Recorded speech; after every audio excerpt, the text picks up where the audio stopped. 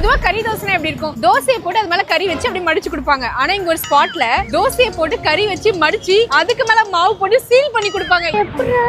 எப்பரா திறந்து சாப்பிடுறது அப்படி ஒரு ஸ்பாட் தான். இதோ தெரியுதுல, அந்த ஸ்பாட் இங்க பயங்கர ஃபேமஸ். அந்த கறி தோசையை தான் சாப்பிட போறோம். என்ன கறி தோசை இருக்கு அங்கிள்? சிக்கன், எறா, போட்டி, லிவர் இது எல்லாமே இருக்கு. இது எல்லாமே கறி தோசை. அதான் எங்க கடையில ஃபேமஸ்ல. வேலைச்சேரியில இருக்க விஜயக்கா கடை. விஜயக்கா கடைனாலே கறி தோசை கடை. அப்படி ஃபேமஸ், அவ்வளவு ஃபேமஸ். அங்கிள் எது நல்லா இருக்கும்?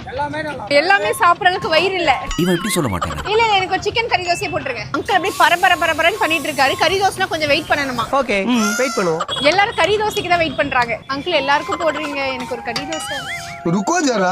ஃபைனலா கறி தோசை போடுறாரு. 3 கரண்டி அளவுக்கு நிறைய மாவு ஊத்தி ஒரு பெரிய தோசையா போட்டுருவாங்க. அது கூட முட்டையும் கறியும் கலக்கி அது மேல ஊத்தி ஃபுல்லா ஸ்ப்ரெட் பண்ணிட்டு குக் ஆனதுக்கு அப்புறம் டெக்கரேஷனா மேல கார்னிஷ் பண்றாரு. ட்ரையாங்கிள் மாதிரி மடிச்சதுக்கு மேல இன்னொரு கரண்டி மாவு ஊத்தி சீல் பண்ணிடுவாங்க. அதாவது தோசையை பேக் பண்ணிடுறாங்க. அதுக்கப்புறம் திருப்பி போட்டு குக் பண்ணி கொடுப்பாங்க. இப்படி ஒரு கறி தோசையை பாத்துருக்கவே மாட்டீங்க. ரொம்ப கரெக்டா சொன்னப்பா. 20 வருஷமா இதே மாதிரி தான் கறி தோசை கொடுக்குறீங்களா? இதுல வந்து 3 பீஸா கட் பண்ணிடுவாங்க. ஒரு பீஸ் ஒவ்வொருத்தரும் சாப்பிடலாம். ஒருத்தருக்கு கறி தோசை போடுச்சுன்னா ஒரு குடும்பத்துக்கே போட்டிருக்காரு. தோசை மாதிரி இருக்கு, மலையை கூச்சி வச்ச மாதிரி இருக்கு. நான் இவ்வளவு பெரிய கறி தோசை எதிர்பார்க்கல. ஆக்சுவலா அவர் சொன்னது உண்மைதான். இது ஒரு பீஸே வந்து ஒருத்தவங்க சாப்பிடுற கறி தோசை மாதிரி இருக்கு. 3 கறி தோசை கொடுத்துருக்காங்க. அதான் 3 பீஸ் அவ்வளவு பெருசா இருக்கு. எவ்வளவு கறி பாத்தீங்களா?